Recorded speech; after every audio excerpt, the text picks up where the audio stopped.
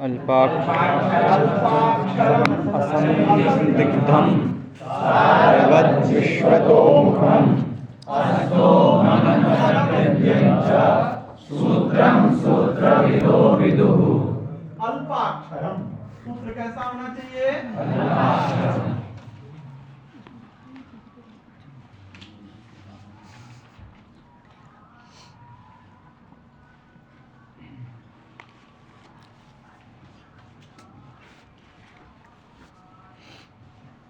अल्पाक्षरम माने उसमें अक्षर न्यून होने चाहिए। कितने हो? अल्प माने न्यून, तो अल्पाक्षरम। जैसे हलद्यम सूत्र है,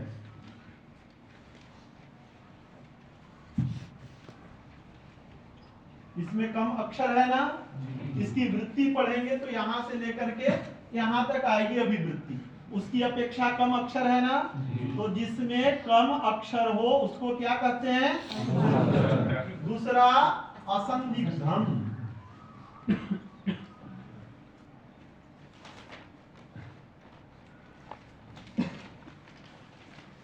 अल्पाक्षरम असंदिग्धम। संदिग्ध कहते हैं जिसको पढ़ने अथवा सुनने पर संदेह हो, उसको संदिग्ध कहते हैं। जिसको पढ़ने अथवा सुनने पर संदेह हो उसको संदिग्ध कहते हैं। असंदिग्ध कहते हैं जिसको पढ़ने अथवा सुनने पर संदेह न हो उसको असंदिग्ध कहते हैं। तो हलन्त्यम, इसको सुनने अथवा पढ़ने पर संदेह हो रहा है, तो जिसमें अल्प अक्षर हो और पढ़ने अथवा सुनने में संदेह नहीं हो, अल्पाक्षरम असंदिग्धम। तीसरा सारवत,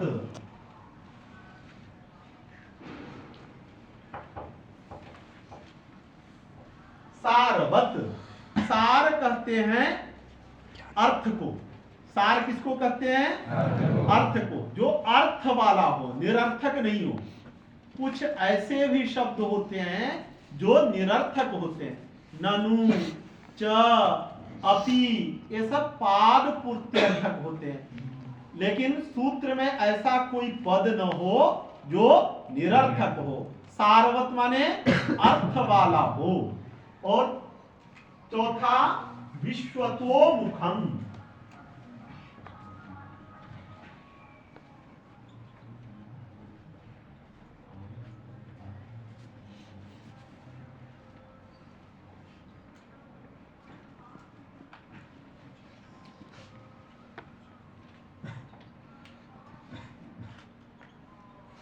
विश्वतोमुखम।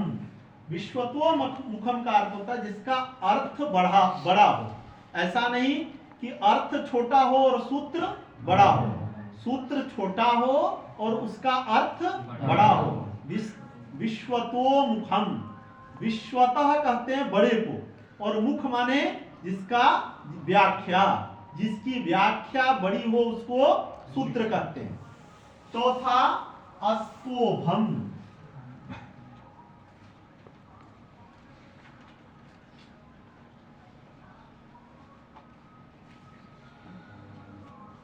अस्तोभम। स्तोभ कहते हैं सामवेद में अथवा गीत, शास्त्रीय गीत कभी सुने हैं?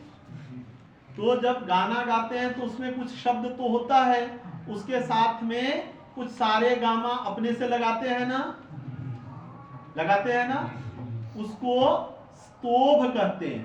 सामवेद के गान में बीच बीच में हाउ हाउ इत्यादि शब्द का प्रयोग होता है। तो जो हाउ हाउ इत्यादि शब्द का प्रयोग करते हैं उसको स्तोभ कहते हैं। सूत्र में स्तोभ नहीं होना चाहिए। हलन्त्यम हाउ, हाउ कह दे तो स्तोभ हो गया, और हाउ न कहे तो अस्तोभ, माने उसमें एक्स्ट्रा प्रोनाउंसिएशन नहीं होना चाहिए। जो सामगान है उसमें एक्स्ट्रा उच्चारण है, लेकिन सूत्र में एक्स्ट्रा उच्चारण नहीं होना चाहिए। बात समझ में आ गई ना? जब भी क्लासिकल सॉन्ग सुनते होंगे तो उसमें कुछ एक्स्ट्रा उच्चारण ऐसे ऐसे बोलते हैं ना, तो शब्द तो जो है उसका उच्चारण करते ही है, बीच में हा ऐसा बोलते हैं ना, ये क्या है? एक्स्ट्रा उच्चारण है। तो सूत्र में एक्स्ट्रा उच्चारण न होना, एक्स्ट्रा उच्चारण को स्तोभ कहते हैं। और अस्तोभ माने जिसमें एक्स्ट्रा उच्चारण न हो उसको अस्तोभ कहते हैं। और अनवद्यम, अवध्य कहते हैं निंदा को, और अनवद्य कहते हैं जो अनिंदित हो। अनवद्यम,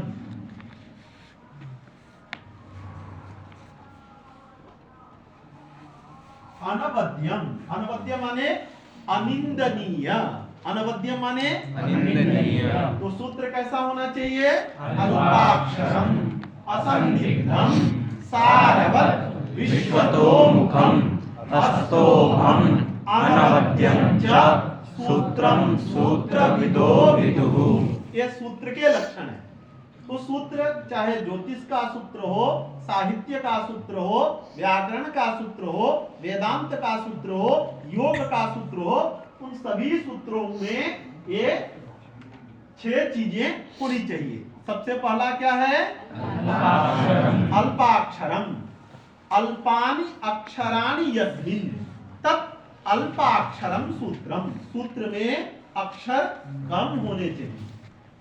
दूसरा असंदिग्धम, जिनको पढ़ने में अथवा सुनने में संदेह न हो, वो असंदिग्ध कहलाता है।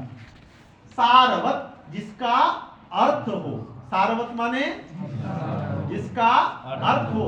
सबसे छोटा सूत्र है चुटू, उसका भी अर्थ है, वो सारवत है। और विश्वतोमुखम, उसकी व्याख्या बड़ी होनी चाहिए। और अस्तोभम, जिसमें एक्स्ट्रा प्रोनाउंसिएशन नहीं होना चाहिए, अतिरिक्त उच्चारण न हो। और अनवद्यम, जो निंदनीय न हो, अनिंदनीय हो, उसको सूत्र कहते हैं। तो सूत्र किसको कहते हैं? अक्षरम असंदिग्धम सारवत् विश्वतोमुखम अस्तोभम अनवद्यं च सूत्रम सूत्रविदो विदुः। पुनः बोलो। अल्पाक्षरम असंदिग्धम सारवत् विश्वतोमुखम अस्तोभम अनवद्यं च सूत्रम सूत्रविदो विदुः। इनको सूत्र कहते हैं। यह सूत्र 6 प्रकार का होता है। संज्ञा च, परिभाषा च, विधिर्नियम एव च, अतिदेशोऽधिकारश्च, षड्विधं सूत्रलक्षणम्। तो सूत्र का लक्षण तो बता दिए। यहाँ पर भी क्या है? षड्विधम सूत्र लक्षणम। तो शब्द सुन करके क्या लगता है कि शब्द सूत्र के लक्षण कितने प्रकार के हैं? जबकि सूत्र का लक्षण तो एक ही है। तो इधर षड्विधम सूत्र लक्षणम कहने से फिर परस्पर विरोध होगा ना। अल्पाक्षरम असंदिग्धम, ये एक लक्षण बताया।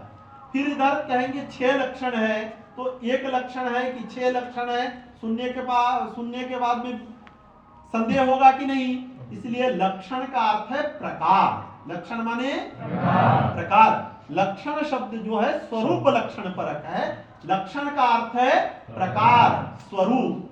6 सूत्र के कितने स्वरूप हैं? 6 स्वरूप हैं। सूत्र के कितने स्वरूप हैं? 6। जैसे विद्यार्थी हैं जो स्कूल ड्रेस धारण करे, आई कार्ड लगाए, पढ़े, वो विद्यार्थी है। लेकिन उसके स्वरूप भिन्न भिन्न है कि नहीं? कोई छोटा है, कोई बड़ा है, कोई उत्तर काशी का है, कोई हिमाचल का है, कोई देवप्रयाग का है, कोई अन्य जगह का। उसके सबके अलग अलग स्वरूप है कि नहीं? कोई मोटा है, कोई पतला है, ये स्वरूप भिन्न भिन्न है कि नहीं? तो है सभी विद्यार्थित्व है ना एक, लेकिन उनके स्वरूप भिन्न भिन्न है। तो सूत्र के स्वरूप कितने हैं? 6। लक्षण कितने हैं? 1। सूत्र के लक्षण 1 है। लेकिन इस श्लोक में जो लक्षण शब्द आया है उसका अर्थ क्या है? स्वरूप, प्रकार। सूत्र के कितने प्रकार हैं? 6 प्रकार हैं। कौन कौन? संज्ञा। प्रथम है संज्ञा।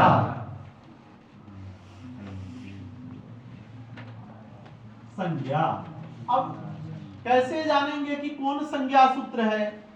तो जो सूत्र, जिस सूत्र में संज्ञा और संज्ञी का निर्देश किया गया हो उसको संज्ञा सूत्र कहते हैं।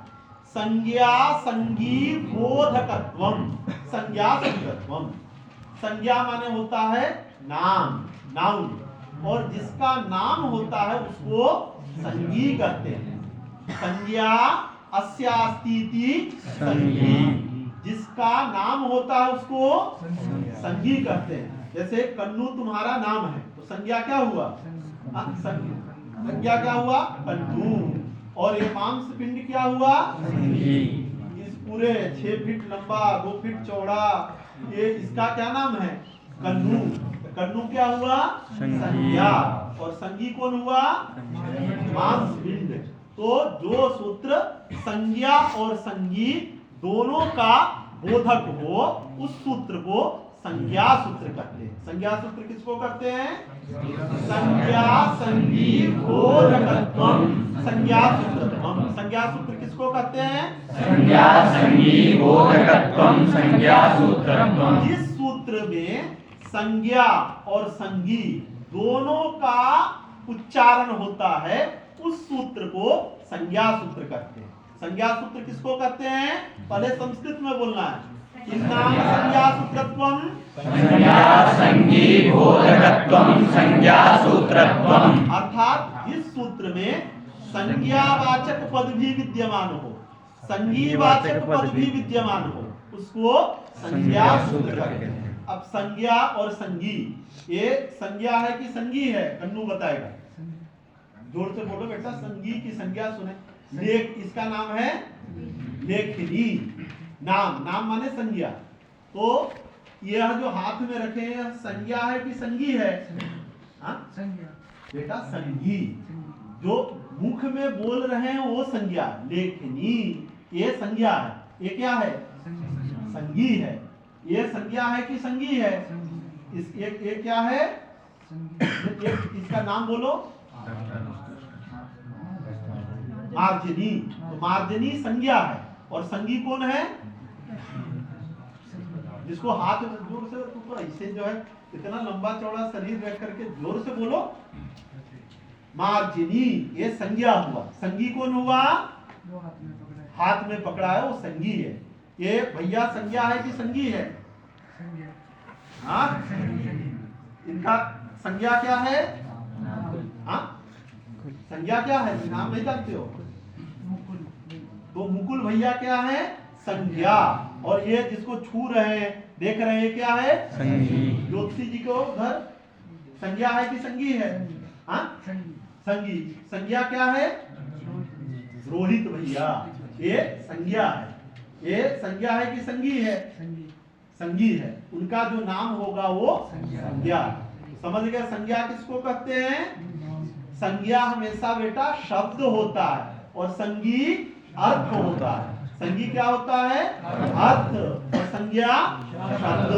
जिसको हम उच्चारण करते हैं वो क्या है? संज्ञा। और जो दिखता है वो क्या है? संगी।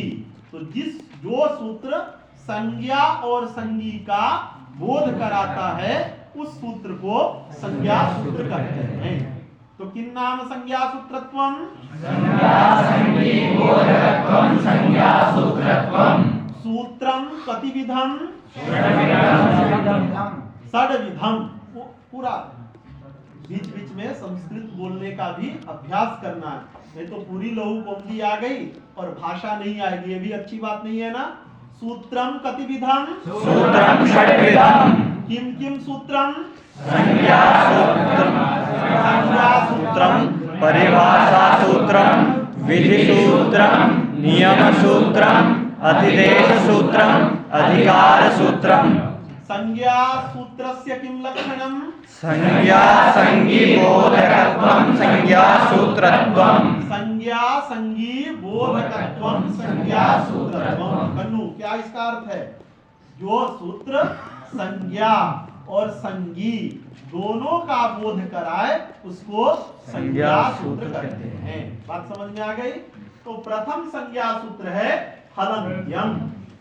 कौन सूत्र है? हलन्त्यम। तो हलन्त्यम इदं संज्ञा सूत्रम वर्तते। हलन्त्यम कीदृशं सूत्रम अस्ति? संज्ञा सूत्रम। संज्ञा सूत्रम वर्तते।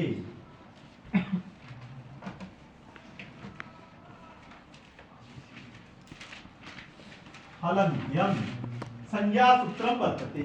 अब सूत्र की व्याख्या करते समय, अर्थ जानते समय सबसे पहले देखना है कि कितने इसमें पद हैं। ठीक है, व्याख्या के भी कुछ नियम हैं। सबसे पहले पदच्छेद, फिर पदार्थोक्ति, फिर विग्रह, वाक्य योजना, आक्षेप का समाधान। ये 5 रीति से व्याख्या होती है। पदच्छेदो पदार्थोक्ति, विग्रहो वाक्य योजना, आक्षेपस्य समाधानम, व्याख्या पंचविधा स्मृता। कहीं कहीं षड्विधा है तो आक्षेपश्च समाधानम, ऐसा पाठ करना है। तो सबसे पहले क्या करना चाहिए, किसी भी श्लोक की, किसी भी सूत्र की व्याख्या करने के लिए सबसे पहले क्या करना चाहिए, पदच्छेदः, पद को अलग करना चाहिए। ठीक है, उसके बाद में दूसरे नंबर पे पदार्थोक्ति, उन पदों का क्या अर्थ है ऐसा जानना चाहिए। पदच्छेदो पदार्थोक्ति, विग्रह, सूत्र में यदि कोई बड़ा पद है अथवा कृतधितांत पद है उसका विग्रह करना चाहिए। तो पदच्छेदो पदार्थोक्ति, विग्रह, वाक्य योजना। किस पद से, किस सूत्र से अगर किसी पद की अनुवृत्ति आ रही हो तो उसकी अनुवृत्ति करनी चाहिए, वाक्य योजना।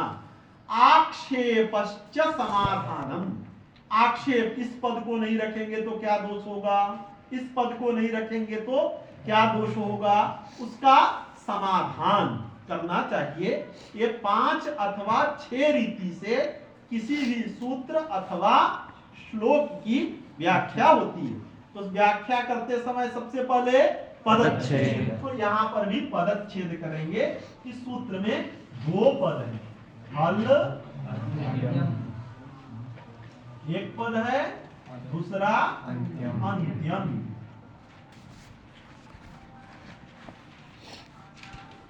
अंत्यम, तो हलन्त्यम इति सूत्रे द्वे पदे स्तः।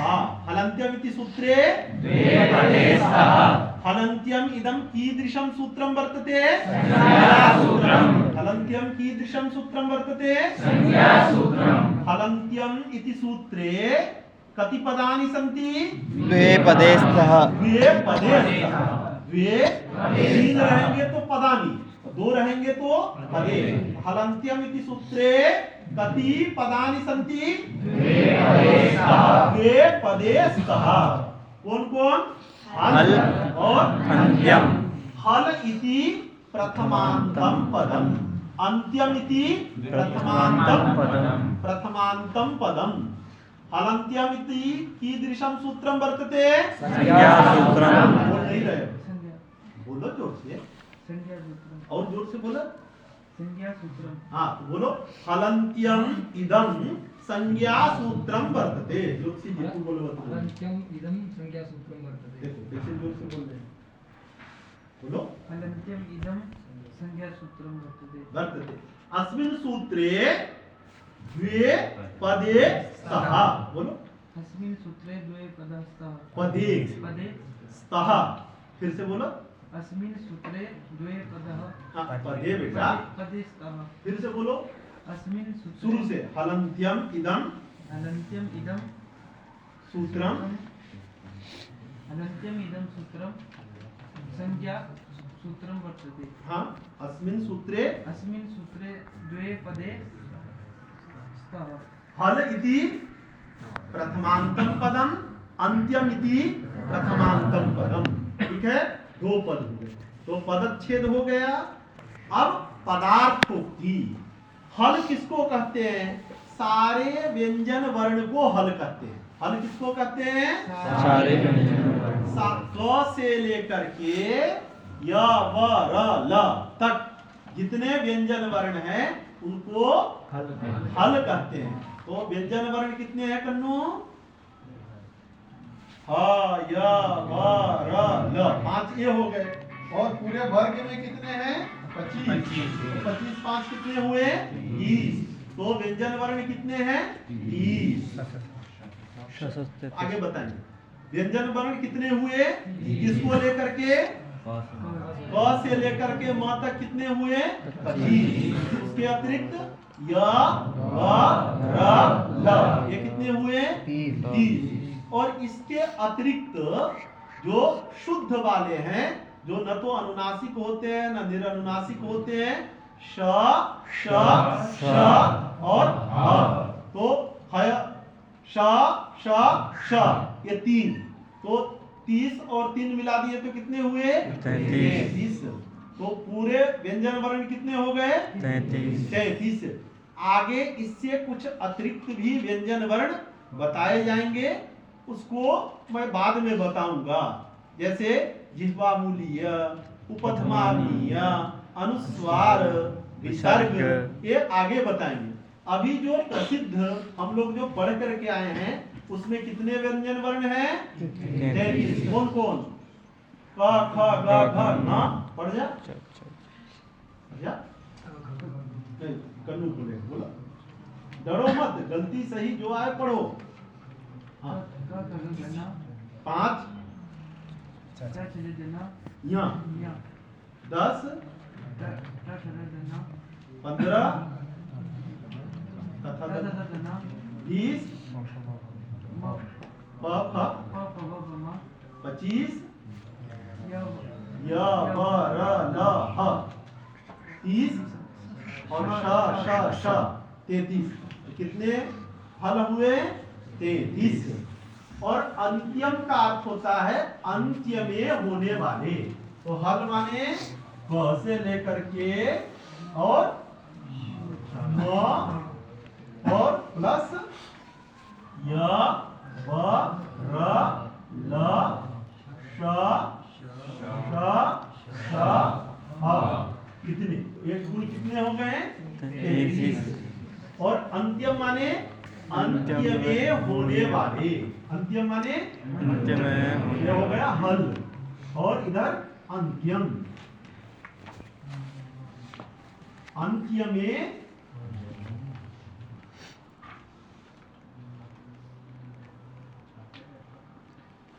अंत में होने वाले।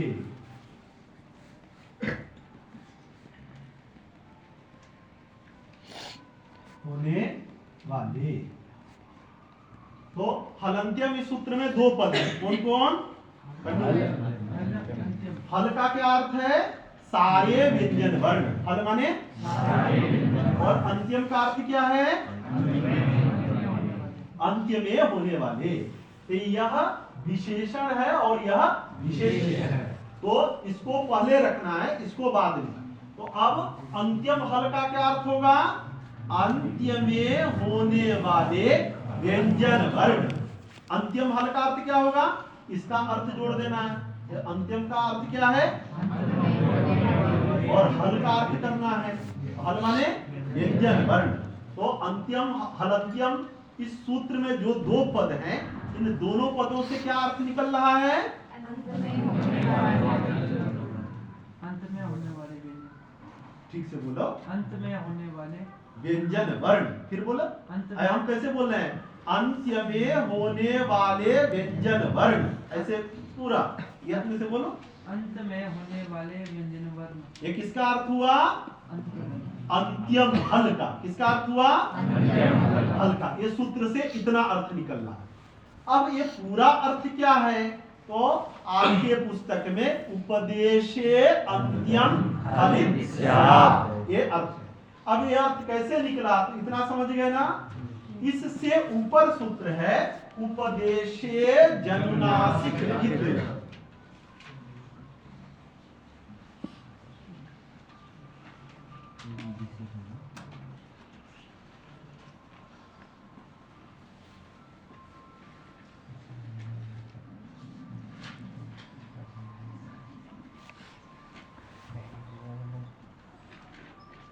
उपदेशे जनुनासिक हित हलंत्यम सूत्र से ऊपर है। तो जब नीचे वाले सूत्र में किसी पद की आवश्यकता हो तो ऊपर वाले पद से ले आते हैं। ठीक है ना? तुम 8 नंबर में रहते हो, गिरीश भैया नीचे रहते हैं, तो तो तुम्हारे रूम में अगर प्रेस है, भैया को आवश्यकता लगेगी तो नहीं ले आओगे?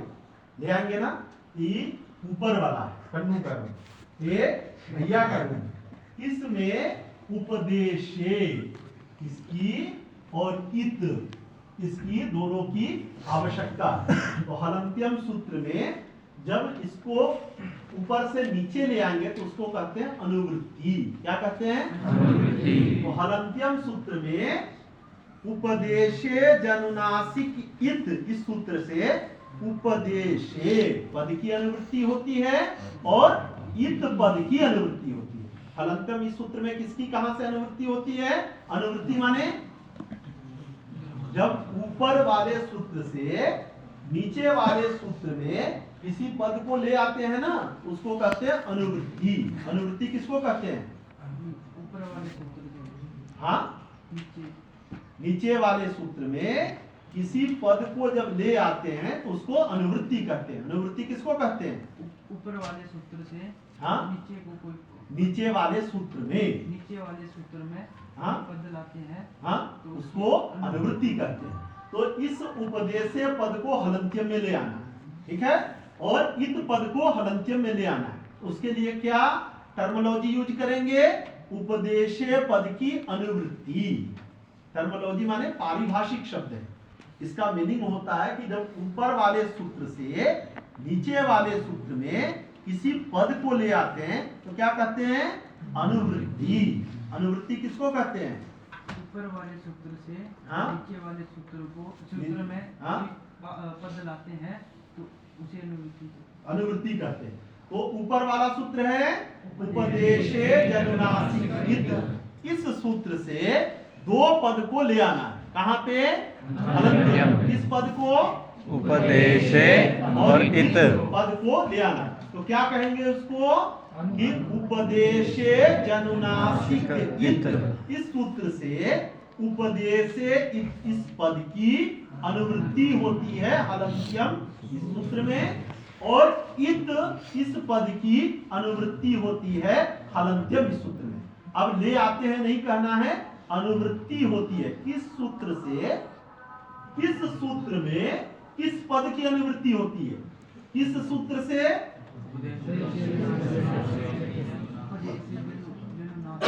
इत, इस सूत्र से, हाँ, इस सूत्र से हलंत्यम में, हलंत्यम इस सूत्र में, हलंत्यम इस सूत्र में उपदेशे पद की अनुवृत्ति होती है। इत पद की अनुवृत्ति होती है। फिर से हम पूरा बोल जाओ। उपदेशे जनुनासिक इत इस सूत्र से हलंत्यम सूत्र में उपदेशे इसकी इत की उपदेशे की वृत्ति उपदेशे पद की उपदेशे पद की अनुवृत्ति होती है और इत पद की अनुवृत्ति होती है। तो अनुवृत्ति होती है माने ये दोनों यहाँ पे चले आए। अनुवृत्ति होती है माने यहाँ पर ये दो थे, अब दो और आ गए। तीसरा हो गया उपदेशे।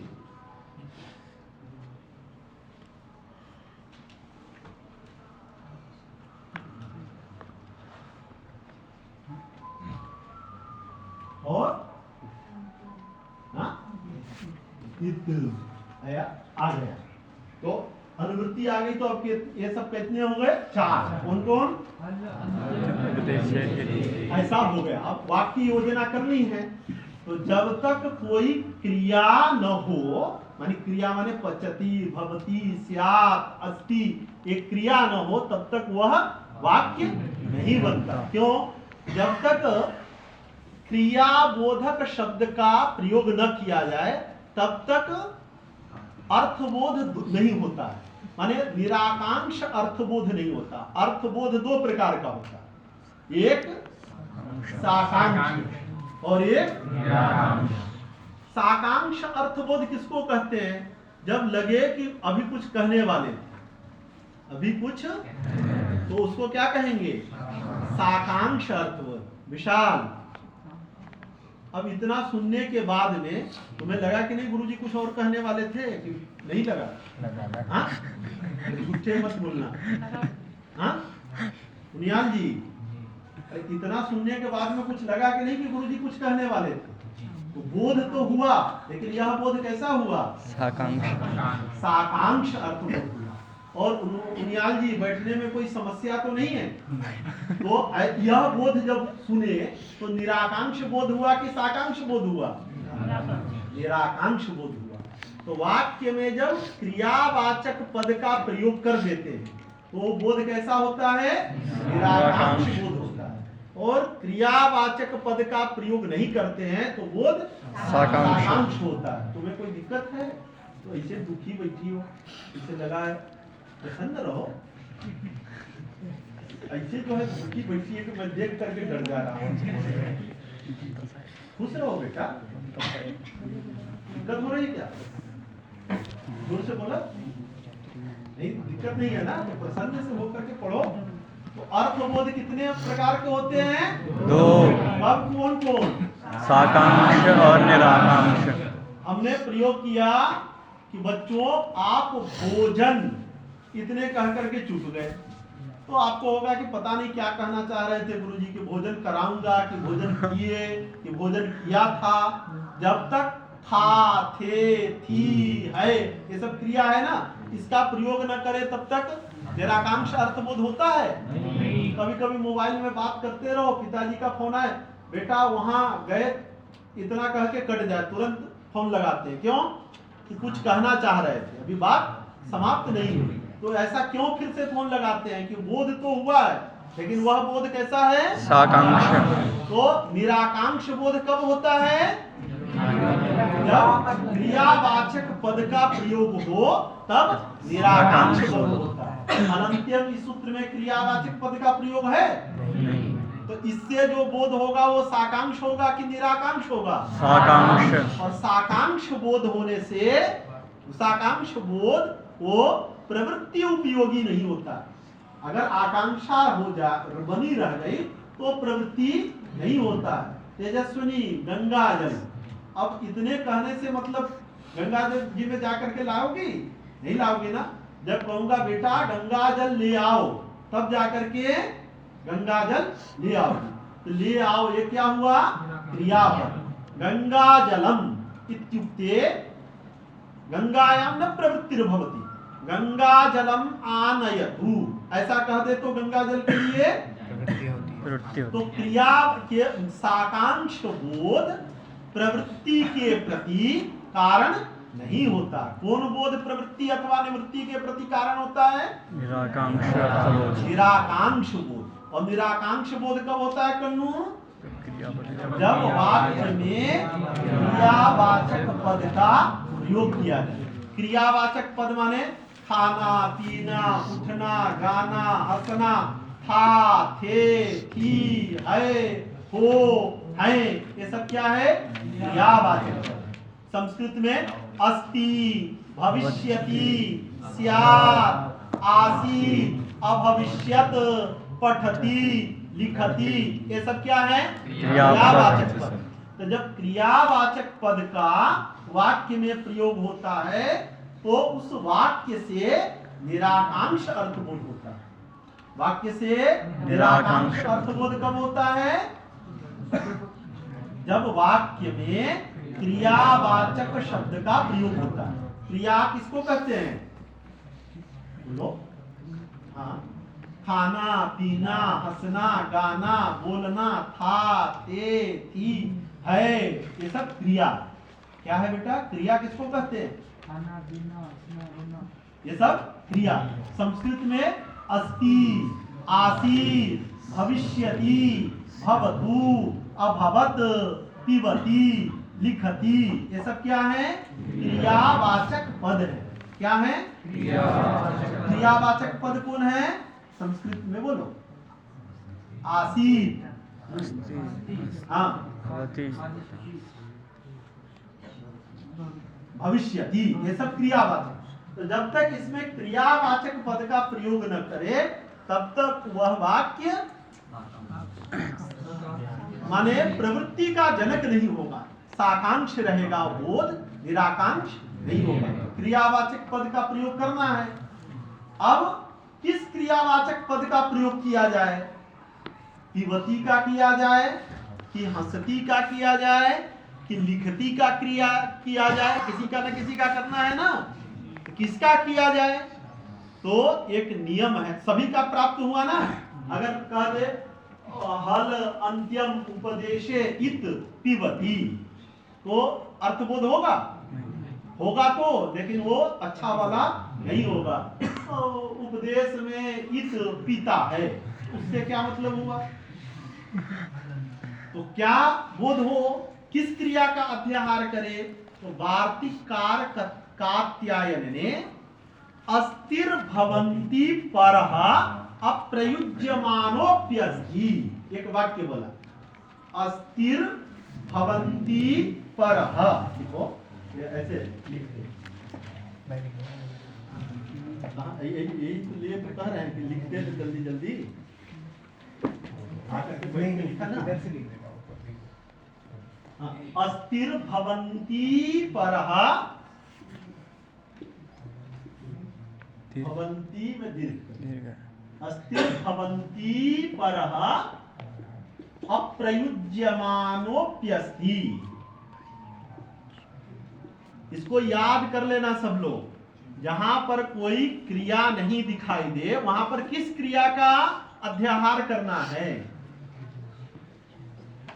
हाँ, अस्थिर भवन्ति परः अप्रयुज्यमानोप्यस्ति।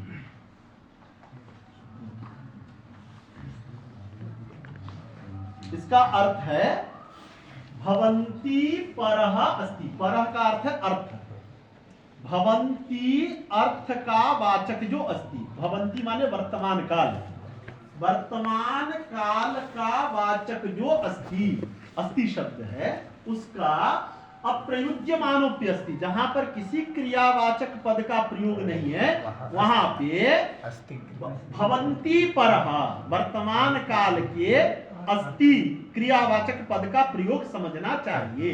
नीलो घटा, यहाँ पर किसी क्रियावाचक पद का प्रयोग नहीं है, वहां पर भी अस्ति इसका प्रयोग समझना चाहिए। तो अस्थिर भवन्ति परः अप्रयुज्यमानोप्यस्ति, तो ये भवन्ति परः, भवन्ति परः माने, भवन्ति माने वर्तमान काल की।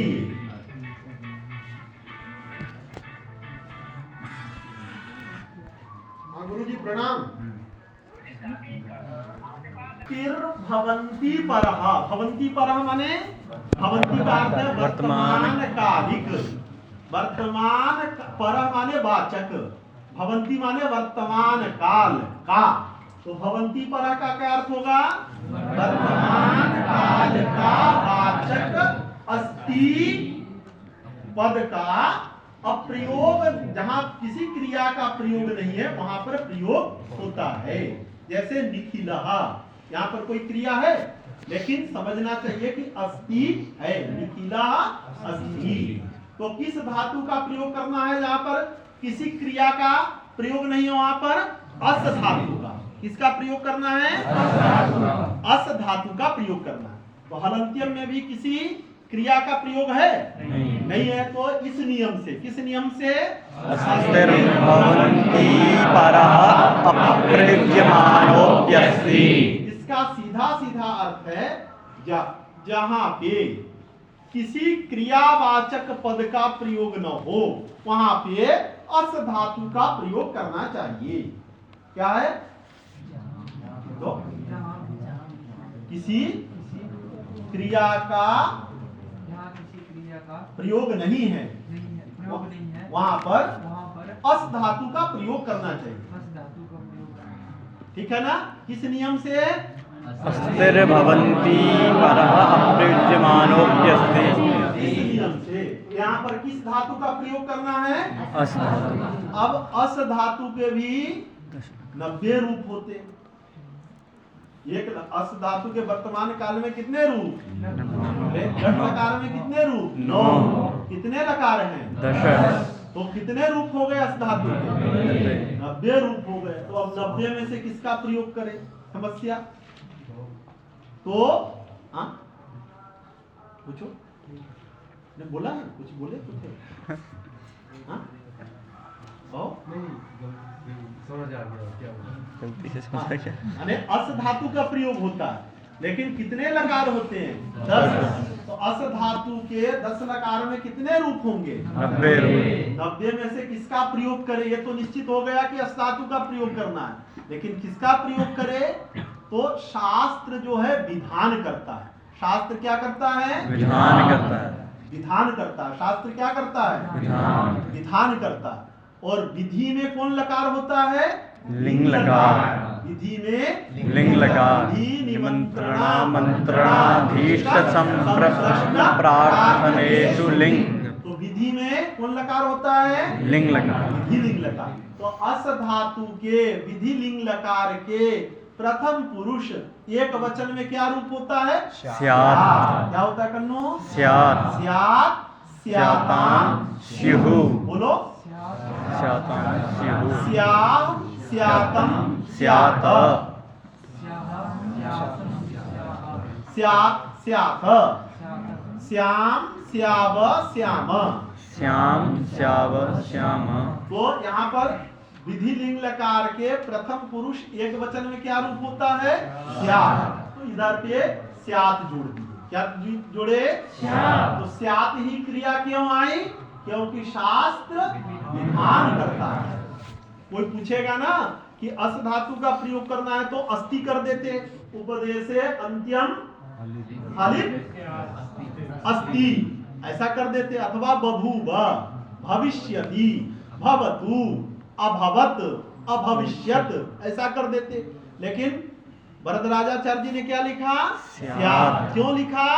क्योंकि शास्त्र क्या करता है? विधान करता है। और विधि में कौन लकार होता है? लिंग लकार। लकार होता है। गुरु जी के दे दे।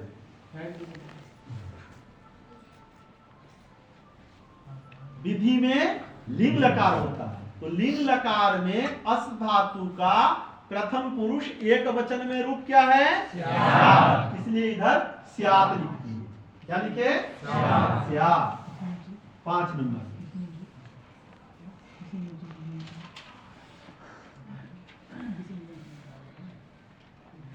स्यात्। अब इसका बताए तो विधि निमंत्रणा मंत्रणा अभिष्ट संप्रश्न प्रार्थनेषु लिंग सूत्री है भैया। अब वैदिक लीजिए। शास्त्र जो है विधि करता है। शास्त्र क्या करता है? विधि माने आज्ञा देता है। ऐसा करो, निवेदन नहीं करता है। क्यों? करोगे तो पुण्य तुम्हें मिलेगा। इसलिए जितने शास्त्र में वाक्य है सभी विधि लिंग लकार का है। ज्योतिष्टोमेन स्वर्ग कामो यजेत मा हिंस्यात् सर्वभूतानि। मा हिंस्यात् किस लकार का? विधि लिंग लकार का। भूति कामः वायुं यजेत किस लकार का? विधि लिंग। शास्त्र जो है आज्ञा देता है, विधि करता, विधान ऐसा करो, इसी में तुम्हारा कल्याण होगा। तो विधि में जब शास्त्र क्या करता है? विधान करता है। और विधि में कौन लकार होता है? तो अब हमारा इतना बन गया। हल अंत्यम उपदेशे स्यात्। ये वाक्य की योजना हुई। क्या हुई? अब अर्थ करना है वाक्य योजना। तो अर्थ करते समय जो इतने पद आ गए, अब पद से हमको वाक्य बनाना है। तो पद से जब वाक्य बनाते हैं तो जो बड़ी विभक्ति वाली रूप होते हैं, जिस रूप में बड़ी विभक्तियां हो उसको पहले ले आते हैं। उसके बाद विशेषण वाचक पद को रखते हैं। उसके बाद विशेष्यवाचक पद को रखते हैं। कन्नू तो देखो, हल ये प्रथमांत है, अंत्यम ये प्रथमांत है, उपदेशे ये सप्तम्यंत है, इत ये प्रथमांत है, स्यात् ये क्रियापद है। बोलो ये क्या है? हम लोग रख रहे हैं। और ये सप्तम्यंत। सप्तम्यंत और इत। तो इन सब में बड़ी विभक्ति वाली कौन है? उपदेशे। तो सबसे पहले उपदेशे इसको रखिए। उपदेशे, उपदेशे ये सबसे पहले। क्यों? उपदेशे में सप्तमी विभक्ति। अगर जो है कोई बड़े लोग आए घर में तो उसको पहले बैठाते हैं कि लास्ट में चले जाइए काट। घर में कोई बड़ा आदमी आ जाए तो पहले बैठाते हो कि उसको सबसे अंतिम में भेजे, उधर कोने में चले जाइए। हाँ, कहाँ भेजते हो खन्नू? हाँ, शुरू में ना, ये बड़ी वाली है, माने बड़ा है ना, सप्तमी, ये प्रथमा से तो सप्तमी बड़ी है, इसको प्रथम लिखिए उपदेश है। अब इधर देखो, हल और अंत्यम में कौन विशेष्य है, कौन विशेषण है? विशेष्य विशेषण मालूम है?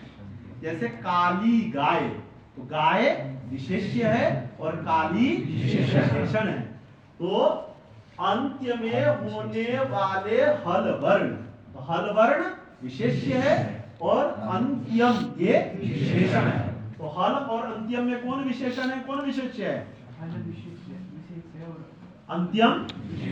तो विशेषण का पहले प्रयोग करते हैं और विशेष्य का बाद में प्रयोग करते हैं। काली गाय, सुंदर लड़का, होशियार विद्यार्थी, तेजस्वी पर्वत, तेजस्वी पर्वत। तो विशेषण का कब प्रयोग करते हैं? पहले, और विशेष्य का तो हल और अंत्यम में से पहले किसका प्रयोग करना है? अंत्यम लिख दिए इधर, अंत्यम।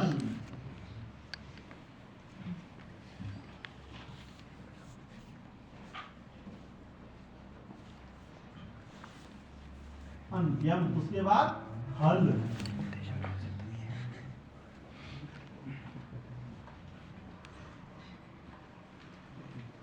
हल, ठीक है।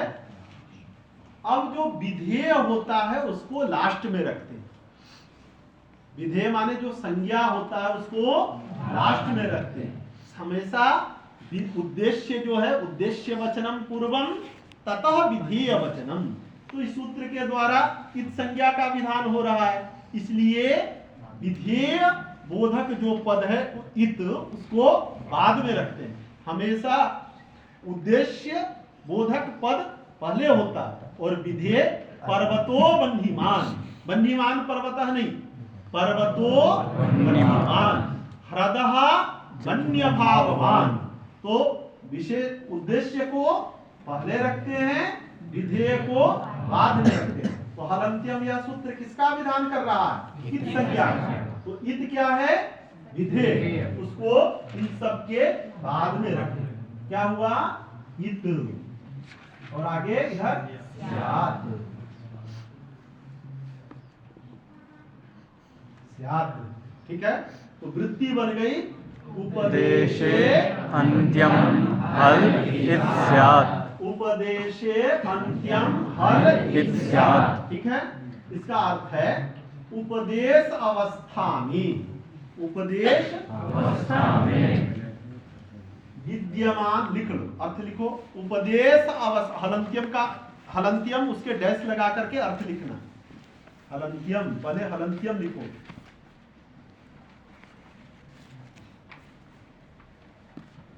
अब अर्थ लिखो। उपदेश अवस्था में कौन कौन पढ़ लिए हो? प्रथम वर्ष वाले कौन कौन हो?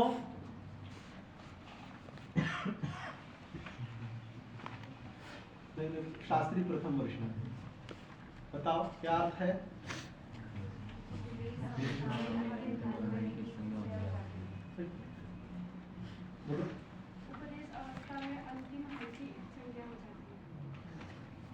दूसरा कोई बोलो। उपदेश अवस्था में अंतिम हल की संज्ञा होती है। देखो, उपदेश अवस्था में विद्यमान, उपदेश अवस्था में विद्यमान अंत्यत्व विशिष्ट हल पद बोध्य वर्ण की, अंत्यत्व विशिष्ट, अरे हल की थोड़ी एक संज्ञा होती है, ये हल है, इसकी किससे बोध्य जो वर्ण है इसकी इत संज्ञा होती है। किसकी इत संज्ञा होती है? तो अर्थ क्या की हो? उपदेश में अंतिम हल की, ये हल है, इसकी इत संज्ञा होती है क्या? इससे बोध्य जो है उसकी इत संज्ञा होती है। तो उपदेश अवस्था, बड़ी भ्रांति फैली हुई है। बड़ी जो है दिक्कत है। लिख तो लेंगे। हाँ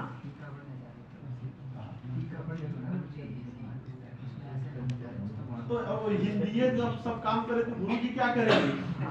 इसलिए ना समझ करके हल की संज्ञा होती है नहीं, हल पर हल शब्द से बोध्य जो अर्थ उसकी इत संज्ञा होती है। अ ई उण में ण की इत संज्ञा होती है। हल से बोध्य है, हल तो ये भी है, इसकी होती है क्या? नहीं होती है ना। इसलिए उपदेश अवस्था में विद्यमान अंत्यत्व विशिष्ट हल पद बोध्य वर्ण की बोध्य वर्ण की हल पद बोध्य वर्ण की इत संज्ञा होती है। कन्नू एक बार बोल जाओ। उपदेश अवस्था में विद्यमान अंत्यत्व अंत्यत्व अंत्यत्व नहीं अंत्यत्व हाँ अंत्यत्व अंत्यत्व हाँ फिर बोलो। अंत्यत्व विशिष्ट हल पद बोध्य वर्ण की संज्ञा होती है। ज्योति जी बोलो। उपदेश अवस्था में विद्यमान अंत्यत्व विशिष्ट हल पद बोध्य वर्ण की संज्ञा होती है। अंत्यत्व विशिष्ट हल पद बोध्य वर्ण का अर्थ है अंतिम हल पद बोध्य वर्ण की। तो अंत्यत्व विशिष्ट कहो अथवा अंतिम हल पद बोध्य वर्ण की इस संज्ञा होती है। तो सूत्र का अर्थ क्या हुआ? उपदेश अवस्था में विद्यमान अंत्यत्व विशिष्ट हल पद बोध्य वर्ण की इत संज्ञा होती है। लोकेश जी विद्यमान क्यों कहे?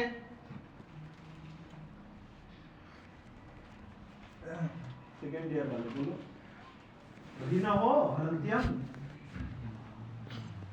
ये उपदेशे सप्तमी है, कारक है। कारक का अन्वय कहाँ होता है? क्रिया में। यदि विद्यमान नहीं कहते तो उपदेशे में सप्तमी विभक्ति नहीं हो पाती। इसलिए उपदेशे को अधिकरण कारक बनाने के लिए क्रिया में अन्वय करना है। इसलिए विद्यति क्रिया का अध्याहार किए। शेखरकार कहते हैं उपदेश पद लभ्यम अर्थमाह उपदेशे विद्यमानम इति। उपदेश पद के बल से यह उपदेश कारक है ना, कारक का अन्वय कहाँ करना है? क्रिया में। इसलिए उपदेशे विद्यमानम अंत्यत्व विशिष्ट हल पद बोध्य वर्णः इत संज्ञको भवति। सूत्र का अर्थ होगा उपदेशे विद्यमान। पहले हिंदी में लिखे क्या हुआ बोलो।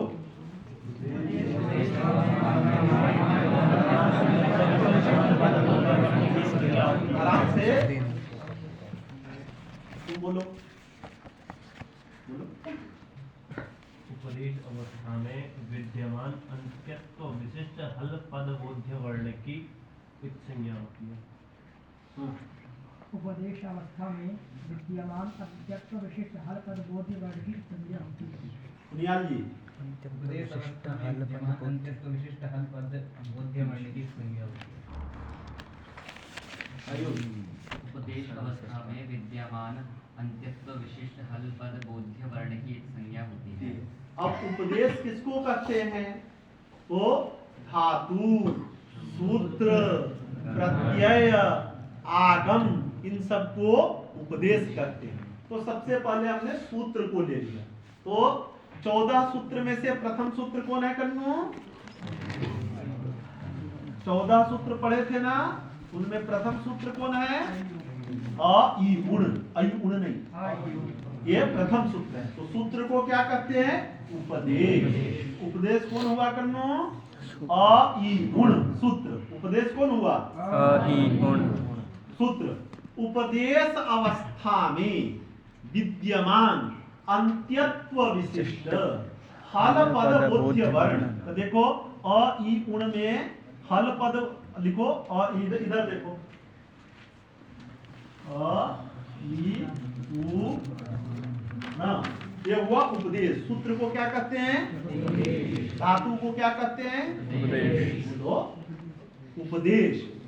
आगम को क्या कहते हैं? उपदेश। अभी सूत्र को उपदेश कहते हैं। जितने सूत्र हैं उसको क्या कहते हैं? उपदेश। यह सूत्र है कि नहीं है ना? उपदेश कौन हुआ? सूत्र। कौन सूत्र? सूत्र। इसमें हल पद, हल वर्ण कौन है? नहीं कन्नू बोलेगा, उन्हीं के बोल दिए थोड़ा कौन है?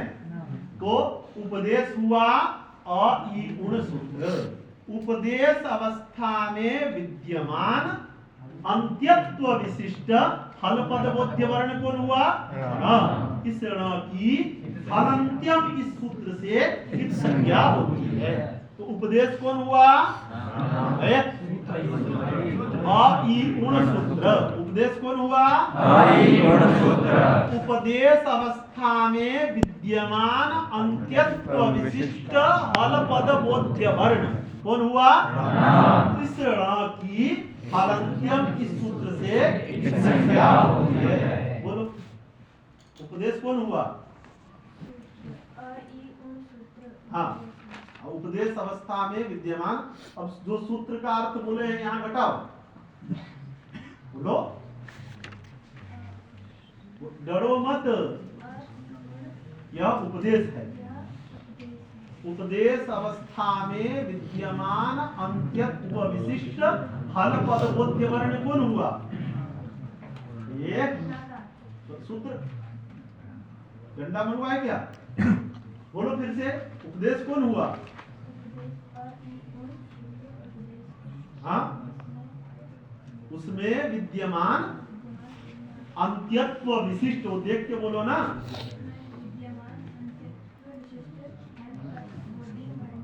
वर्ण कौन हुआ? हाँ, उसकी हलंत्यम सूत्र से संज्ञा होती है। बुनियाद बोलो उपदेश कौन हुआ? उपदेश सूत्र अयुण। हाँ, उपदेश अवस्था में विद्यमान अंत्यत्व विशिष्ट हल हल पद बोध्य वर्ण। हल पद बोध्य वर्ण अर्थात न। हाँ। इसकी हलंत्यम इस सूत्र से इत संज्ञा होगी। बोलो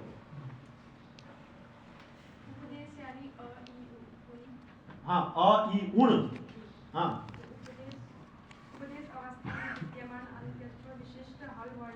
हल पद बोध्य वर्ण। अरे सिखावत है यहाँ, कहत है इमली। उपदेश हुआ अ ई उण सूत्र। उपदेश अवस्था में विद्यमान अंत्यत्व विशिष्ट हल पद बोध्य वर्ण का इसकी हलंत्यम सूत्र से इस संज्ञा होती है। ऐसे साफ साफ बोलो, तुम बोलो। उपदेश अवस्था में विद्यमान अन्यत्व विशिष्ट हल पद बोध्य वर्ण यानी कि नकार की संज्ञा हो जाती है। बेटा हो जाती है ना, जिसे सिखा रहे हैं उसे सीखो। उपदेश हुआ अ ई उण सूत्र। उपदेश अवस्था में विद्यमान अंत्यत्व विशिष्ट हल पद बोध्य वर्ण हुआ नकार, इसकी हलंत्यम सूत्र से इस संज्ञा होती है। हो जाती नहीं, होती है। बोलो भैया। हाँ, उपदेश हुआ अयुण। हाँ, उपदेश अवस्था में विद्यमान अंत्यत्व विशिष्ट हल पद बोध्य वर्ण हुआ नकार। हाँ, इसकी हलंत्यम सूत्र से इत संज्ञा होती है। कन्नू एक बार बोल दे, सब सोच रहे हैं कि कन्नू नहीं बोल रहा। उपदेश यानी अ ई उण हाँ। में विद्यमान अंत्यत्व विशिष्ट विशिष्ट हल पद बोध्य वर्ण न की हलंत्यम सूत्र की संज्ञा होती है। आप बिना देखे बोलोने से ना ओके बंद कर दे। यहाँ बुद्धि लगाओ, लगाओ।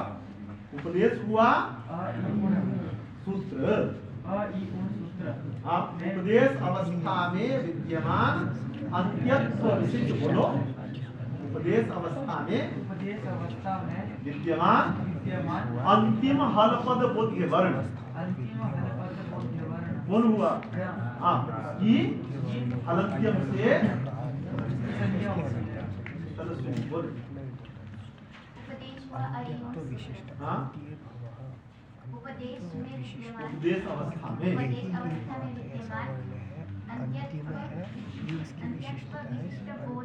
अंत्यत्व विशिष्ट हल पद बोध्य आदित्य विशिष्ट वर्ण वर्ण हुआ नकार विशिष्ट की बोलो पूजा। उपदेश हुआ ये सूत्र। हाँ। उपदेश अवस्था में विद्यमान अंत्यत्व विशिष्ट हल पद वर्ण हुआ नकार हल पद बोध्य वर्ण वर्ण हुआ नकार इसकी हलंत सूत्र से संज्ञा होती है। बोलो उपदेश यानी आई आई गुण नहीं बेटा आई गुण। हाँ उपदेश अवस्था में विद्यमान अंत्यत्व विशिष्ट पद बोध वर्ण यानी कि ऋणाकार हाँ। की हलंत्यम सूत्र से इत संज्ञा होती है। हाँ जब और यहाँ हल होते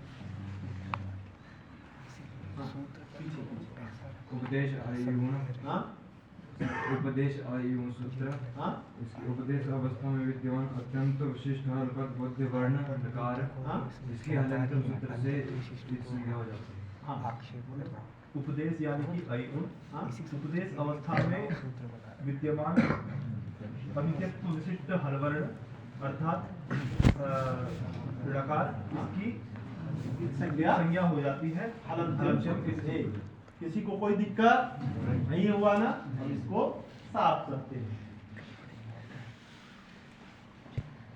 तो उपदेशे अंत्यम हलस्यात्, ठीक है। अब उपदेश किसको कहते हैं?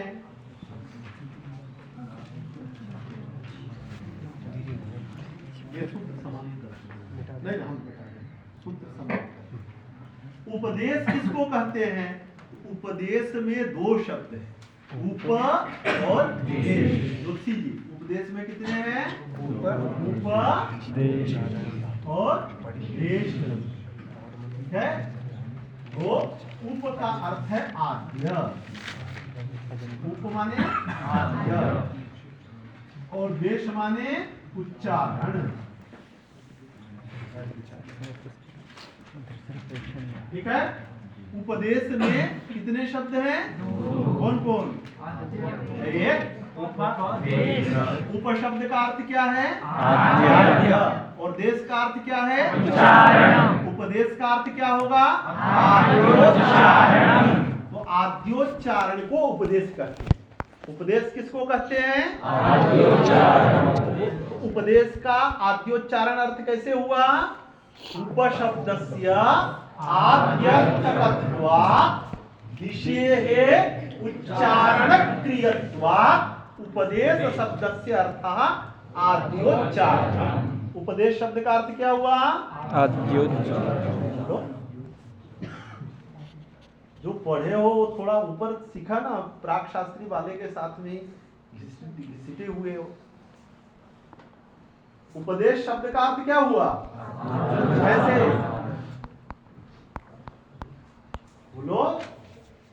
ऐसे उपशब्दस्य आद्यर्थकत्वात् विषये उच्चारणक्रियत्वात् उपदेश शब्दस्य अर्थः आद्योच्चारणम्। उप शब्द का अर्थ क्या है? आद्य। और दिश धातु का अर्थ क्या है? उच्चारण। उपदेश का अर्थ क्या होगा? आद्योच्चारण। उपदेश का अर्थ क्या होगा? आद्योच्चारण। कथन बोलो। उपशब्दस्य, ये भाष्यकार का वचन है। उपशब्दस्य अर्थ आद्यर्थकत्वात्, उपशब्दस्य आद्यर्थकत्वात् दिशेः उच्चारणक्रियत्वात्, दिशेः उच्चारणक्रियत्वात् उपदेश शब्दस्य अर्थः आद्योच्चारणम्। उपदेश शब्द का अर्थ क्या है? आद्योच्चारण। कैसे अर्थ हुआ? उपदेश में दो शब्द हैं, कौन कौन? उप और देश। उप का अर्थ क्या है? आद्य। और देश का अर्थ क्या है? उपदेश का अर्थ क्या हुआ? आद्योच्चारण। आद्य माने प्रथम, कन्नू का करत। उपदेश माने आद्योच्चारण। जैसे बोलो चारण। तो ये उपदेश का अर्थ आद्योच्चारण कैसे हुआ? उप का अर्थ है और देश का अर्थ है। उपदेश का अर्थ क्या होगा? आद्योच्चारण। आद्योच्चारण ये उपदेश का अर्थ है। आद्योच्चारण कहते हैं प्रथमोच्चारण। तो किनका प्रथमोच्चारण? तो किनका प्रथमोच्चारण? हाँ? हाँ? बोला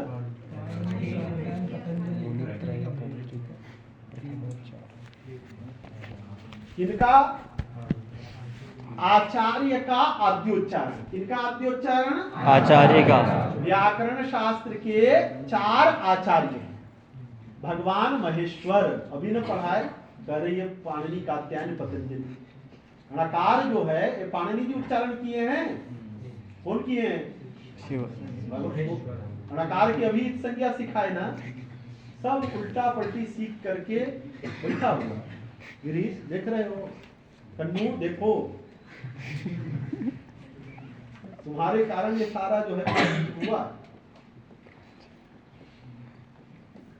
तो महेश्वर माने महेश्वर, पाणिनि, कात्यायन, पतंजलि के आद्योच्चारण को उपदेश कहते हैं। उपदेश किसको कहते हैं?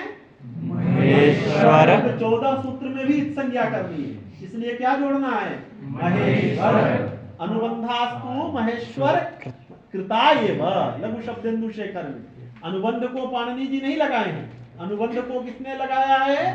भगवान महेश्वर ने।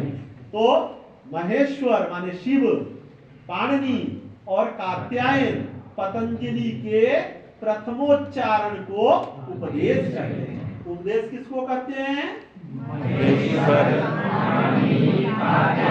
पतंजलि के प्रथम उच्चारण को उपदेश कहते हैं। उपदेश कहते हैं। तो प्रथमोच्चारण तो जब जन्म लिए होंगे तो रोना हुआ होगा ना। प्रथमोच्चारण क्या होता है? जब उसको उपदेश कहते हैं क्या? तो और जोड़ना है व्याकरण शास्त्र संबंधी। क्या जोड़ना है? व्याकरण शास्त्र संबंधी। अब क्या हुआ? महेश्वर, पतंजलि के व्याकरण शास्त्र संबंधी प्रथमोच्चारण को उपदेश कहते हैं। बोलो। महेश्वर, पाणिनि, पतंजलि, कात्यायन, पतंजलि कृत व्याकरण प्रथमोच्चारण उपदेश। महेश्वर, पाणिनि, कात्यायन, पतंजलि कृत व्याकरण शास्त्र संबंधी प्रथमोच्चारण उपदेश।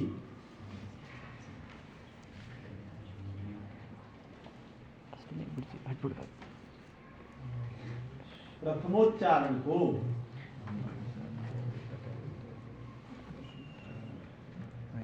वो उपदेश करते हैं। उपदेश किसको कहते हैं पांडे जी? प्रथमोच्चारण को पूरा बोल। महेश्वर, पाणिनि, कात्यायन, महेश्वर, पतंजलि, पाणिनि, पतंजलि, व्याकरण शास्त्र संबंधी को प्रथमोच्चारण को उपदेश करते हैं। उपदेश है। सत्यम। महेश्वर, हाँ पतंजलि, हाँ अरे पाणिनि, हाँ कात्यायन, पतंजलि के हाँ? व्याकरण शास्त्र संबंधी प्रथमोच्चारण को उपदेश कहते हैं। सूरज किन नाम उपदेशत्वम? महेश्वर, हाँ? पाणिनि, हाँ? कात्यायन, पतंजलि के व्याकरण शास्त्र संबंधी प्रथमोच्चारण को उपदेश कहते हैं। उपदेश कहते हैं। आ गया उपदेश आद्योच्चारणम। आगे एक बात तो आगे क्या है? स्वदिष्टम पदम सूत्रांतरात् अनुवर्तनीयम सर्वत्र। ठीक है, ये सब हो गया ना, समझ में आ गया ना? अब प्रश्न ये हुआ कि सूत्र में तो गुरुजी 2 ही हल और अंत्यम दिखाई दे रहा था, और वृत्ति कितना बना दिए? उपदेशे अंत्यम हल हित स्यात्। इतना बड़ा बता दिए। तो ये अपने मन से कहां से ईंट पत्थर जोड़ दिए? नहीं जिज्ञासा होगी। सूत्र में कितने पद दिखाई दे रहे थे? 2। हल और अंत्यम। और वृत्ति में कितने दिखाई दे रहे? 5। ये 3 कहां से जुड़ गया? उसका उत्तर दे रहे हैं सूत्रेषु, सूत्रों में अदृष्टम, दिखाई न देने वाले पदों की दूसरे सूत्र से अनुवृत्ति कर लेनी चाहिए सभी जगह। तो सूत्र हुआ हलंत्य। इसमें दिखाई न देने वाला पद कौन कौन है? देखो, एक स्यात् को छोड़ देना, चार है कभी, हल और अंत्यम उपदेशे इत। तो सूत्र है हलंत्यम। इसमें दिखाई न देने वाला पद कौन है? अरे रुक जाओ, कन्नू बोलेगा कौन है? सुन लिए, उपदेशे और हित। तो इस दोनों पद की दूसरे सूत्र उपदेशे जनुनासिक हित, इस सूत्र से अनुवृत्ति कर देनी चाहिए। तो इसका अर्थ क्या हुआ? सूत्रेषु माने सूत्रों में। देखो, सूत्रों में दिखाई न देने वाले पदों की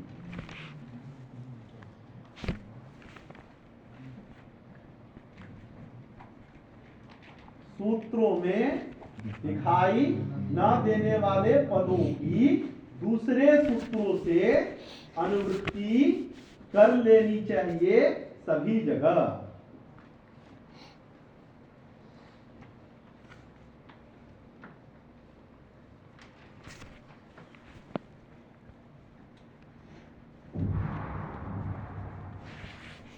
ठीक है? कल क्या अर्थ हुआ? सूत्रों में दिखाई न देने वाले पदों की दूसरे सूत्रों से अनुवृत्ति कर देनी चाहिए दूसरी जगह। हाँ, जैसे सूत्र कौन हुआ? हलंत्य। इसमें दिखाई न देने वाला पद कौन है? और इसकी दूसरे सूत्र से, किस सूत्र से? क्या बोल? उपदेशे जनुनासिक इत। इस सूत्र से अनुवृत्ति कर लेनी चाहिए। तो सूत्रेषु अदृष्टम पदम सूत्रांतरा अनुवर्तनीयम सर्वत्र। आई सब बात समझ में? श्री गुरु नमः। श्री गुरु चरण कमलेभ्यो